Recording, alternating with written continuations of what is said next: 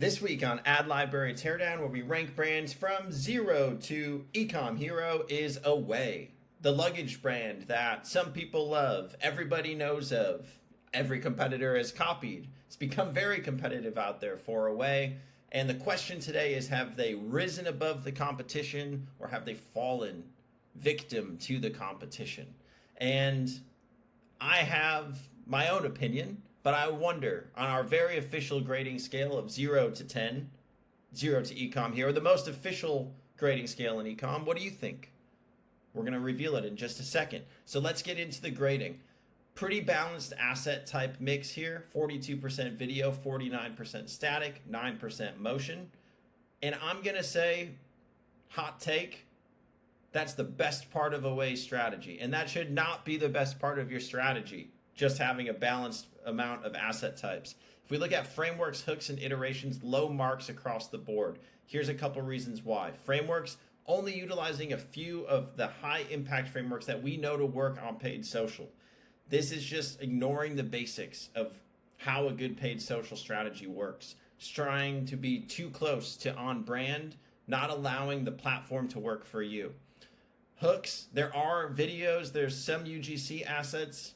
Most of them don't even have voiceover, product features, anything there to really describe the product. Feels timid, feels a little scared to me. And iterations, need to iterate more. We need to test more. This is a big brand competing with big competitors now. You need to have a creative testing strategy to find those winners and scale those winners. So where does Away stack up? 0 to Ecom Hero, the most official grading scale in Ecom, just a reminder. Away is a 3.9. Not a very good score for a brand who has raised so much money, sold so many products.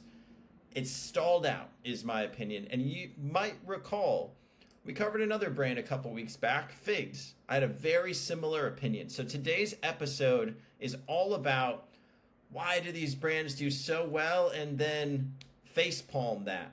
Why do they stall out? And we're going to talk about a couple reasons. And my main reason for Away in particular and for Figs is that I believe that these brands get too big for their own good. They get too connected to what their brand was last year, 2 years ago. They become overly focused on maintaining a perfect brand image, and they don't allow these platforms, especially paid social, which these days is all about authenticity, to work for them. And here's a great example if we look at Away. This is a stylized video shoot. This is throughout the ad account. And you can tell it was shot in a studio. It was shot with actors. It's not authentic. And the worst part for Away is this probably cost a boatload of money. At least a boatload more than it would have if they just went the authentic route and actually allowed customers to speak about their product. But why wouldn't they do that? Probably because they're scared it won't be on brand. So looping back to our main theory here. But I want to fix this problem for Away. So how would I fix it? First things first, I would go out and I would reframe the entire creative strategy. I would focus on the core frameworks that we know to work. It is our theme here at Ad Library Teardown. Frameworks work. So first things first, I would look at authentic UGC. I'd go hire a bunch of creators and I'd let them speak about the product. It's not all going to work, but there's going to be some really good stuff in there. I'd also focus on product features. Away was known as a brand that kind of pushed the limits when they first came out. That's why everyone was attracted to them.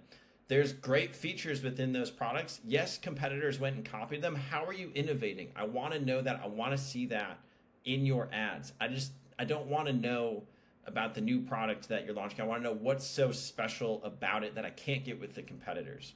And finally, I would feature authentic customer reviews, testimonials, things of that nature. The customer review framework is totally missing. Are people even enjoying these products anymore? We want to know. So that's what I would do. I would go after authentic, modular, and effective frameworks. And again, the kicker here is it's not expensive. It just relies on product shots, lifestyle images, and you can get to work. So that is how I would fix that right off the bat. The second example is the UGC strategy here. So again, we're lacking authenticity. There are some UGC assets in here. There's no words in them. They're not talking about anything. It's shocking. These are essentially silent videos that show the product. And this, again, at first I thought maybe it was arrogance. Like, we don't need to abide by that trend. The more I did research into this, I think it's fear. I think you're so scared to speak outside of the brand tone or the brand that exists these days that let's not even speak at all. I think this is really telling of the current mindset of this ad strategy.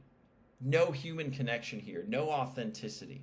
So how would I fix this? Again, you have to go work with real people. You have to go source UGC. You have to source a lot of it. 50, 100, 150, 200 videos. Go get it. Allow the customers to speak for you. It's gonna do wonders. The piece of this also is those videos that have no words have ad spend behind them. That's a lot of money to put behind assets that aren't making a connection with your consumers. This would be cheaper if you needed another reason as to why to do this. We've been focused also on the funnel for these brands recently. So I'm going to move myself right down there and talk about how I would build the funnel for Away. You need to get in front of new customers with authentic messaging, with authentic customers. That's why UGC and UGC whitelisting would be right at the top of my funnel. I'd want to nurture people into my funnel by showing them people who look like them, who love my product. I'd further reinforce that with whitelisting if I could afford to work with higher tier creators and borrow their audience as well. I'd then retarget all of these individuals with customer reviews, product features, big headline assets. Big headlines are great for the bottom of the funnel because you can put that discount, put that offer, get that click, get them to purchase. So this is what I would look at as the funnel for Away, and I do think it would help turn this strategy around. We just have to have the guts to get there. Finally, I'm feeling a little, I guess, self-promotional today. I've never done this before, but for any brand that is looking for a creative analysis and a roadmap, that's specifically what we do at www.adroadmap.com. The best part is you can try for free, get a free analysis delivered to you within 24 hours. That's right, 24 hours. So check it out, and I look forward to doing a free roadmap for you. But that's it for Ad Library Teardown this week. Another long one, hopefully some value in here. We'll see you again next week for another episode of Ad Library Teardown.